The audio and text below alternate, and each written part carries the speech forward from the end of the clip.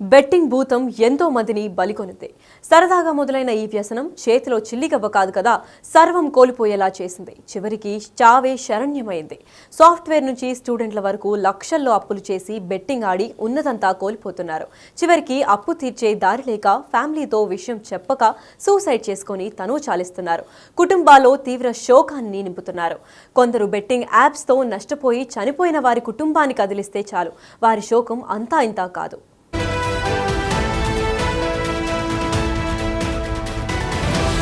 వరంగల్ జిల్లా ధర్మసాగర్ మండలంలో మలక్పల్లి గ్రామంలో రామకృష్ణారెడ్డి బెట్టింగ్ యాప్స్తో దాదాపు 14 లక్షలు కోల్పోయాడు. అంతకుముందు వివిధ పనులు చేస్తూ జీవనోపాధి పొందాడు. తల్లిదండ్రులు లేకపోయినా రామకృష్ణారెడ్డి వాళ్ళ అన్న రాజేంద్ర పెంచి పెద్ద చేశాడు. ఓ రోజు రామకృష్ణారెడ్డికి అతడి ఫ్రెండ్ పరిచయం చేసిన బెట్టింగ్ యాప్ అతడి కుటుంబాన్ని బజారున పడేలా చేసింది. ఇల్లుతో సహా అమ్మి అప్పులు కట్టాల్సి వచ్చింది. తల్లిదండ్రులు లేకున్నా తాను కష్టపడి పెంచానని, బెట్టింగ్ భూతం వల్ల తామందరం బజారున పడ్డామని రామకృష్ణారెడ్డి అన్న రాజేందర్ విలపించిన తీరు కలిచివేస్తోంది. బెట్టింగ్ భూతం ఎన్నో కుటుంబాలను రోడ్డున పడేస్తోంది. సోషల్ మీడియా ప్రమోషన్లు, ఫ్రెండ్స్ ద్వారా పరిచయమైన బెట్టింగ్ ఆన్లైన్ ద్వారా ఆటలాడి లక్షలు పోగొట్టుకుని తనువు చాలిస్తున్న వారి సంఖ్య రోజు రోజుకు పెరిగిపోతుంది. ఇక తాజాగా వరంగల్ జిల్లాకు సంబంధించి దాదాపు 180 మంది ఈ 6 సంవత్సరాల కాలం లోపల బెట్టింగ్ భూతానికి బలై సూసైడ్ చేసుకొని తమ కుటుంబాలను శోకసంద్రంలో ముంచారు. ఇక ప్రస్తుతం మనతో ధర్మసాగర్ మండలం మలక్పల్లికి చెందిన రామకృష్ణ బెట్టింగ్ ఆడి పూర్తిగా డబ్బులు కోల్పోయి వేదనతో సూసైడ్ చేసుకున్నాడు. ఆ కుటుంబం పూర్తిగా ఇప్పుడు రోడ్డున పడి కూలీలుగా జీవితం గడపాల్సిన పరిస్థితి. రామకృష్ణ సోదరుడు రాజేందర్ రెడ్డి మనతో ఉన్నారు. అసలు ఏం జరిగింది ఒకసారి మాతో మాట్లాడదాం. అసలు ఏంది రామకృష్ణ, అసలు బెట్టింగ్ ఎట్లా అలవాటైంది, అసలు ఏం జరిగింది? హన్మకొండ ఉండే సార్ ఆయన హన్మకొండ ఉండేసరికి అక్కడికి వేయండు. అక్కడ కిరాయి తీసుకొని ఉంటున్నాడు. అన్న నాకు పైసలు ఇబ్బంది ఉన్నాయంటే నేను ఇల్లు రిజిస్టర్ చేయించిన, అవి తీసుకున్నాడు. లోన్ వచ్చింది, బెట్టింగ్ యాప్ ఆడిండు. మొత్తం అలా ఉన్న డబ్బులు పోయినాయి. కథ తెల్లారే 10 రోజులకు లోన్ పడ్డది. రేపు లేలు నీకు డబ్బులు ఇస్తాను, నీకు కొన్ని ఇబ్బంది ఉన్నాయి కడతా అంటే ఉన్న ఇల్లు కూడా తాకడ పెట్టి ఇచ్చేసిన. ఉన్న అమౌంట్ కూడా మొత్తం మేరే. అది 3 రోజుల వరకు చనిపోయాడు. ఇప్పుడు చెప్పిండా ఇట్లా ఆడుతున్నా? చెప్తలేదు, ఏం చెప్పలే. ఎప్పుడు చూసుకున్నా ఆట ఆడతానని చెప్పలే, ఏం చెప్పలే. ఏంద్రా ఊకే ఫోన్ ఏం టెన్షన్ రా అంటే ఏమైనా ఫ్రెండ్స్ చేస్తాను అని అన్నాడు. లాస్ట్ మూమెంట్లో కథ తెల్లారి మెసేజ్ పెట్టి నేను చచ్చిపోతానంటే మేమందరం పరిచయం అవుతాను. ఏమైందిరా అంటే ఏం లేదు, చనిపోతాను. కథ ఉన్న డబ్బులు పోయినాయి, ఉన్న ఇల్లు పోయింది. భయపడి కిరాయి బతాను, ఇక కూలాలు చేసుకొని బతాను సార్ నేను. అసలు ఎట్లా అలవాటైంది దానికి? ఎట్లా అలవాటైండు? వాడు ఎవడో ఫ్రెండ్ అట, ఫ్రెండ్ వల్ల వాడు ఎవడు నాగేష్ అంటాడు ఫ్రెండ్స్ అట. వాడట వానికి నేర్పిండట. నేర్పి పండుకున్నని దానికి క్లోజ్ చేసిండట. నేను ఇది పోయిందన్న అది పోయిందని అన్నాక వద్దు అంటే తీసుకుపోయి వాడిని అలా నేర్పించిండట. ఉన్న డబ్బులు పోయినాయి, వాడి సొంత పైసలు పోయినాయి, ఇవి పోయినాయి, అన్ని పోయినాయి. కథ వాడు చనిపోయింది. ఇక అసలు ఏం పని చేసి రామకృష్ణ? లెన్స్ కార్లో మన లెన్స్ కార్లో వేసి కళ్ళద్దాలు అంటే 15-20 వేలు సంపాదించి అంతకుముందు ఒక 7-8 లక్షలు సంపాదించుకున్నాడు సొంతంగా. మంచిగా నన్ను తీసుకుపోయి మన జీవితం ఖరాబ్ చేసి నాశనం అయిపోయాడు. ఉన్నది వాడిపోను, ఉన్న ఇల్లు కూడా పోయింది. అలాంటి అసలు ఎంత పోగొట్టుకున్నాడు? మొత్తం ఒక 15 లక్షలు కొట్టిండు. 15 లక్షలు మొత్తం పోయినాయి. ఉన్న వాడు పోయిండు, ఇల్లు పోయింది. సరే వాడు నువ్వు ఉండరా, ఏం కాకుండా ఉన్నా కూడా నేను సరే కష్టం అనిష్ట చేసి కడదామంటే అది కూడా పోయింది మొత్తానికి. ఇప్పుడు అంటే మీ సొంతంగా ఉన్న ఇల్లు బెట్టింగ్ డబ్బులు కట్టడానికి వెళ్ళిపోయింది. అసలు ఏంది మరి ఇప్పుడు ఎట్లా జీవితం గడుపుతున్నా? ఏమన్నా కూలీలు చేసుకుంటున్నా, ఇట్లా కూలి పోతే బతుకు లేకుంటే ఏం లేదు మాకు. ఏం వేరేది కూడా ఊళ్ళో కూడా అందరికీ తెలిసిన విషయం ఇది. మా భార్య కూలిపోతా, నేను కూలిపోతా, అదే కూలీలు చేసుకొని పోతాను. మీ ప్రధానికి పెళ్ళి కాలేదా? మీ వాళ్ళకి కాలేదు. మీ పేరెంట్స్ వాళ్ళు చనిపోయారు, ముందే చనిపోయారు. నేనే చదివిన ఇన్ని రోజులు, వాడు చనిపోయాడు. మీ దగ్గర పెరిగి ప్రయోజకుడు అవుతాడు అనుకుంటే ఈ బెట్టింగ్ యాప్ టైంలోనే కథ బెట్టింగ్ యాప్లో పడ్డాడు. వాడు సూసైడ్ చేసుకున్నాడు. ప్లస్ మమ్మల్ని కూడా ఇప్పుడు సావనీకి చేయించిండు. ఆయన కూడా ఏదో ధైర్యంగా మన పిల్లలు ఇద్దరు అని చెప్పేసి ఇట్లా చేసుకుంటా బతుకున్నాం. ఇల్లు అమ్మేసి కట్టేసినాయి కదా డబ్బులు చచ్చుకుంటా. ఇప్పుడు సొంత ఇల్లు కూడా లేదు, ఏం లేదు మాకు. గుంట జాగ కూడా లేదు, వ్యవసాయ భూములు కూడా ఏం లేదు మాకు. కూలినా చేసుకుని బతుకోవడానికి. అసలు ఈ బెట్టింగ్ యాప్కి సంబంధించి ఎన్నడూ మీ దృష్టికి రాలేదు? ఇప్పుడైనా మీ చుట్టుపక్కల బెట్టింగ్ యాప్లు ఆడేటోళ్ళు వాళ్ళకి అనిపిస్తున్నారు? అసలు ఏం చెప్తారు వాళ్ళకి? ఏం ఒక్కటి చెప్తాను, మీరు దయచేసి ఈ బెట్టింగ్ యాప్లలో పోకండి సెల్లులు వాడుకునేంతసేపు వాడుకోవాలి, కానీ ఈ బెట్టింగ్ యాప్లో పోయి కన్న తల్లిదండ్రులను పోయినా కూడా అన్న వాళ్ళు ఇట్లా ఉన్నా కూడా వాళ్ళని జాగ్రత్తగా చూసుకోవాలి. ఎందుకంటే మిమ్మల్ని కానీ పెంచిన తల్లిదండ్రులు పోయినా కూడా సాధిన వాళ్ళు ఉన్నారు, వాళ్ళని చూసుకోవాలి తప్ప కానీ ఎవ్వరు మాత్రం ఇబ్బంది పెట్టకండి. దయచేసి అందరికి విజ్ఞప్తి చెప్తున్నా, ఈ బెట్టింగ్ యాప్లు మానుకోండి. ఫస్ట్ ఎవరన్నా వీళ్ళ ఫ్రెండ్స్ ఎవరన్నా ఈ దందాలో ఉండి చనిపోయిన వాళ్ళు ఉన్నారా? ఈయన మావాడే ఫస్ట్, ఇక ఎవరు లేరు ఇక అలా, అంతేనా? చూసాము, ఇది రామకృష్ణ బెట్టింగ్ యాప్కు భూతానికి బలై ప్రస్తుతం ఆ కుటుంబాన్ని తను చిన్నప్పటి నుంచి కూడా తల్లిదండ్రి లేకున్నా అల్లారు ముద్దుగా పెంచి ప్రయోజవుతాడు అదైతే అనుకొని కుటుంబాన్ని సాగుతాడు అనుకుంటే పూర్తిగా అప్పుల్లో కూరుకుపోయి బెట్టింగ్ యాప్ కారణంగా కూడా సూసైడ్ చేసుకోవడమే కాదు, తన అన్న కష్టార్జితమైనటువంటి ఇల్లును కూడా అమ్ముకోవాల్సిన పరిస్థితి. ఇప్పుడు అప్పులు తీర్చడానికే ఇల్లు అమ్ముకొని రోడ్డున పడ్డ పరిస్థితి. ఇద్దరు కూడా ఇప్పుడు కూలీ నాలు చేసుకుంటూ బతుకెళ్ళడి తీస్తూ కూడా బ్రతుకుపై కూడా పూర్తిగా ఎలా బతకాలంటూ కూడా అగమ్య గోచర పరిస్థితి. అంటే మొత్తంగా బెట్టింగ్ భూతము ఏ విధంగా కుటుంబాలను ఆగం చేస్తుందనేది రామకృష్ణ సూసైడ్ అనేది ఒక ఉదాహరణ. అయితే బెట్టింగ్ భూతానికి బలై సూసైడ్ చేసుకునే వ్యక్తులు పక్కన ఉంచితే వాళ్ళ కుటుంబాలు ఎంత చిత్రవద అనుభవిస్తున్నాయో మనం రాజేందరే ఒక ప్రత్యేక ఉదాహరణ అని చెప్పుకోవచ్చు. అటు వ్యవసాయ భూమి లేక, అటు ఉండడానికి ఇల్లు లేక కిరాయికు ఉంటూ ఆ కూలి నాలి చేసుకుంటూ కూడా బ్రతుకు వెళ్ళదీస్తూ ఆ అప్పుల భారాన్ని మోస్తున్నటువంటి ఈ యొక్క జీవితాలను చూస్తుంటే కడుపు తరుక్కుపోతుంది. ఇప్పటికైనా కూడా బెట్టింగ్ భూతానికి ఎవరు బలి కావద్దు, దానికి ఎవరు అలవాటు కావద్దంటూ కూడా దీనంగా వేడుకుంటున్న పరిస్థితి రాజేంద్ర నుంచి చూస్తున్నాం. సో మొత్తానికి ఈ బెట్టింగ్ భూతాన్ని పూర్తిగా రాష్ట్రం నుంచి తరిమి కొడితేనే యువత జీవితాలు, ఎన్నో కుటుంబాలు కూడా బాగుపడతాయనేటువంటి ఒక వర్చన అయితే వినిపిస్తూ ఉంది. వీడియో జర్నలిస్ట్ సంతోష్తో వేణు బిగ్ టీవీ, వరంగల్.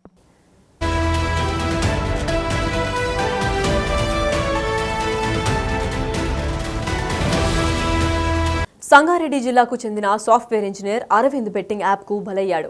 లక్ష పెడితే 2 లక్షలు వస్తాయని సైబర్ నేరగాలు నమ్మించారు. సైబర్ నేరగాల ఉచ్చులో చిక్కుకుని మొదట 1,00,000 పెట్టాడు. అప్పుడు 2 లక్షలు వచ్చేసరికి ఆ మొత్తాన్ని పెంచాడు అరవింద్. అలా బెట్టింగ్ యాప్తో 9 లక్షల వరకు నష్టపోయాడు. ఇంట్లో విషయాన్ని చెప్పలేక చేసిన అప్పులు ఎలా తీర్చాలో సతమతమై చివరికి సూసైడ్ చేసుకున్నాడు. అరవింద్ తండ్రి హెడ్ మాస్టర్గా పనిచేయడం గమనార్హం. నా పేరు జైపాల్ నాయక్. గత 2 సంవత్సరాల క్రితం అరవింద్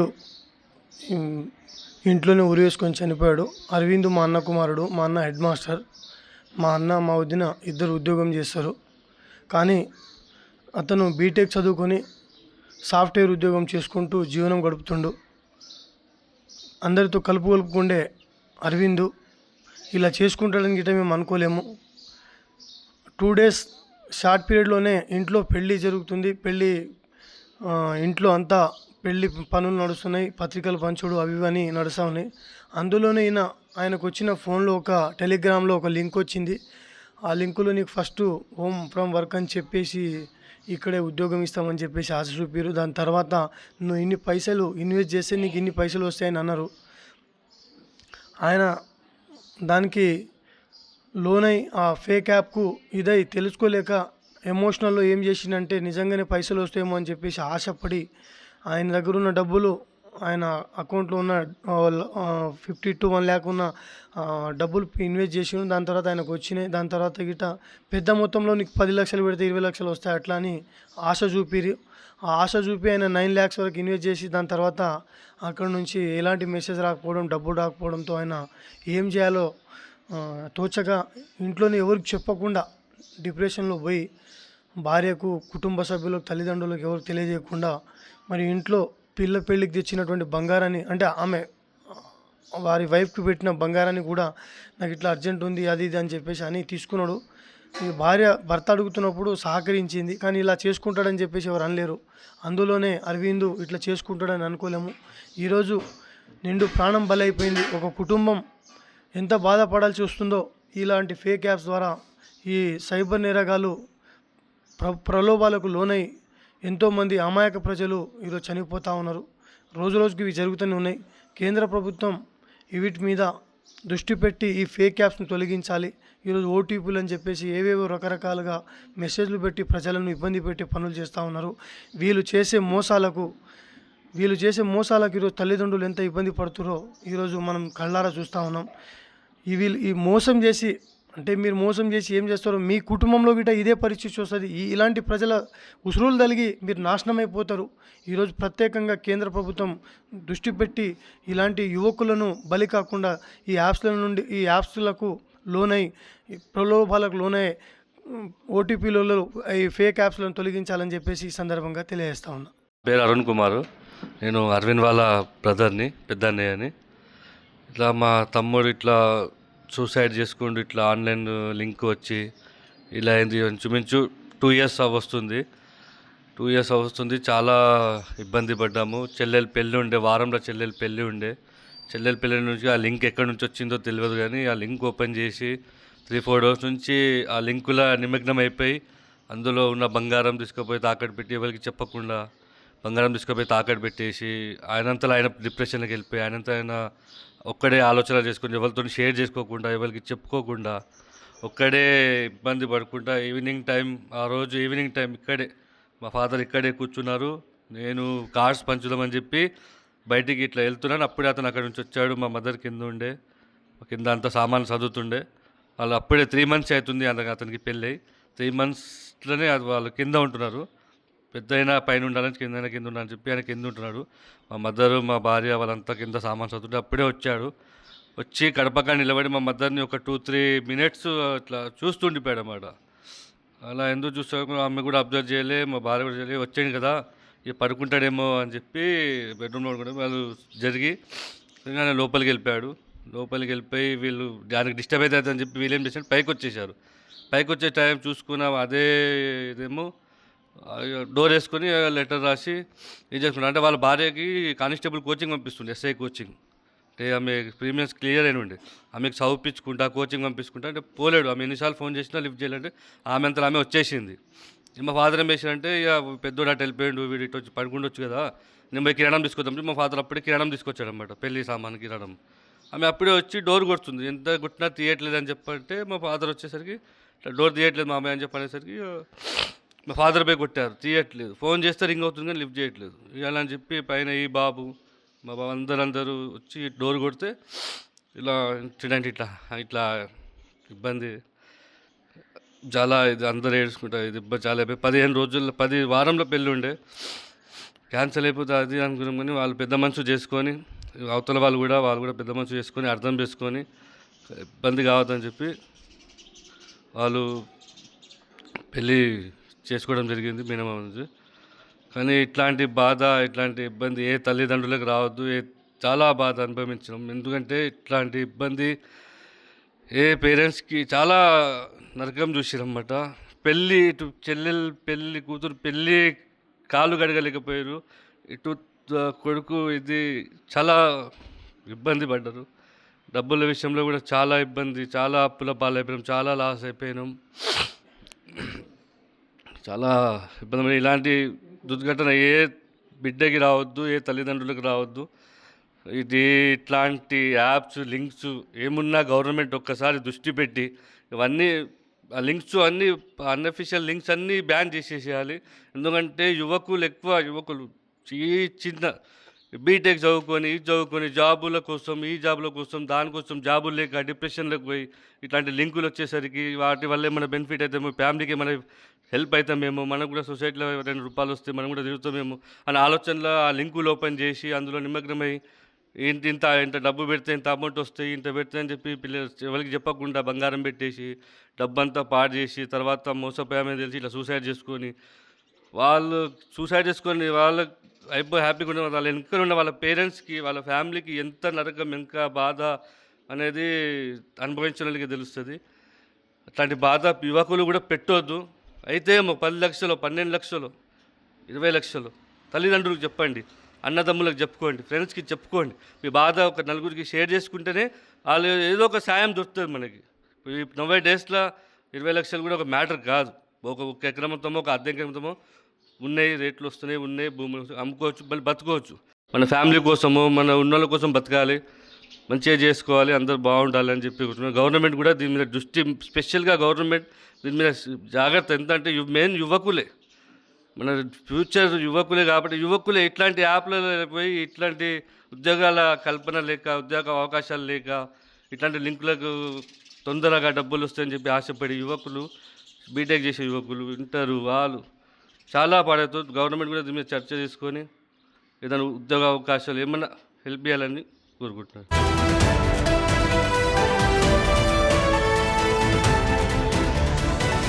ఇక మెదక్ జిల్లా పాపన్న మండలం పొడిచిపల్లి తండాకు చెందిన రామస్వామి అనే యువకుడు 15 లక్షలు అప్పు చేశాడు.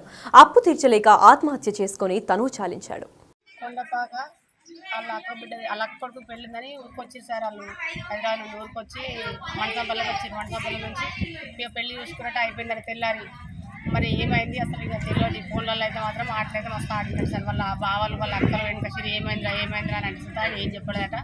ఏడ్చుకుంటా అయితే సపరేట్ కొండపాక వచ్చినట్టు సార్. కొండపాక వచ్చినాక ఎవరికి ఏం చెప్పలేదట. ఆయన ఏమైందిరా అని బాధ కొద్ది ఉన్నాడంట కానీ ఏం చెప్పక కొండపాక వచ్చి డైరెక్ట్ ఇంట్లోకి వచ్చి బండి అక్కడ పెట్టి చూసినాం మేము. కానీ కాకపోతే ఎందుకు వచ్చిండని మేము అనుకున్నాం. కానీ ఆ రోజు వేరే వాడిని అనుకుంటే ఆ సాగు కూడా మేమున్నాం.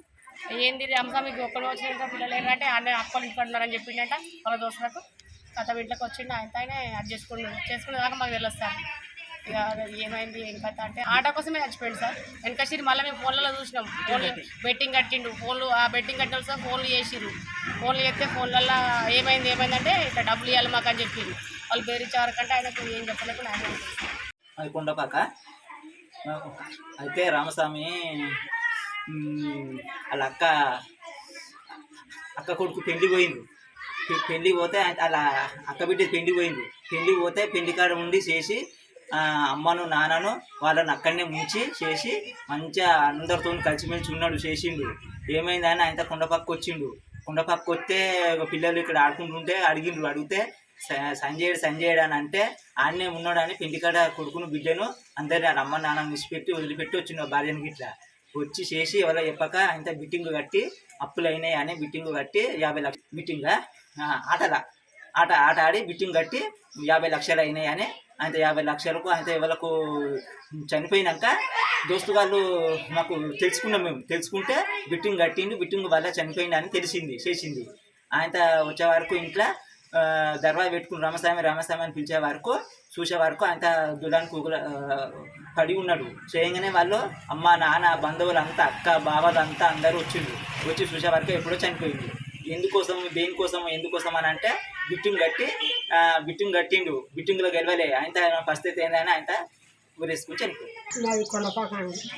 2 పిల్లలు నా కొడుకు హైదరాబాద్ పని చేసిండు. ఆయన దగ్గరికి వచ్చి హైదరాబాద్ పని చేసి నా పెద్ద బిడ్డ కొడుకుల గురించి వచ్చినాం. అడికలు వచ్చి నా గురించి తెల్లాలి అడికి వచ్చి ఇట్లా చేసుకుంటాం. ఆట ఆడింది మాకెవరం చెప్పాలి, పిల్లలు చెప్పాలి, మాకు చెప్పాలి, ఎవ్వరు చెప్పకుండా వచ్చి ఇంటికాడ పని చేసుకుంటాం. ఎంత చేసిందో తెలియదు, మాకు చెప్పలే ఎన్నడూ మాకు తెలియదు.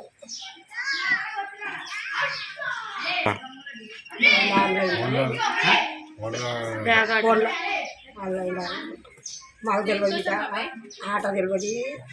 ఫోన్ పట్టుకుని ఏమైనా ఎందుకు ఫోన్ పట్టుకుంటున్నావు బిడ్డ, ఎందుకు ఫోన్ పట్టుకుంటున్నావు అంటే నీకెందుకు కదా అన్నాడు.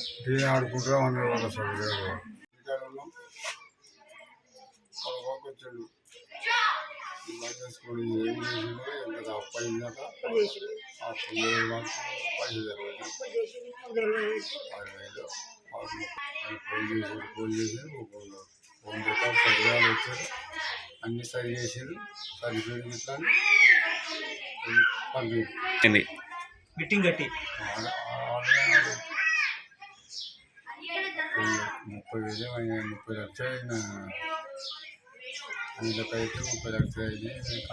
కట్టడాన్ని కట్టేది. ఇలా ఈజీ మనీ కోసం రామకృష్ణారెడ్డి, సాఫ్ట్వేర్ ఇంజనీర్ అరవింద్, రామకృష్ణ స్వామితో పాటు మరెందరో ఆత్మహత్య చేసుకుని తనువు చాలించారు. ఎన్నో కుటుంబాలు రోడ్డున పడ్డాయి.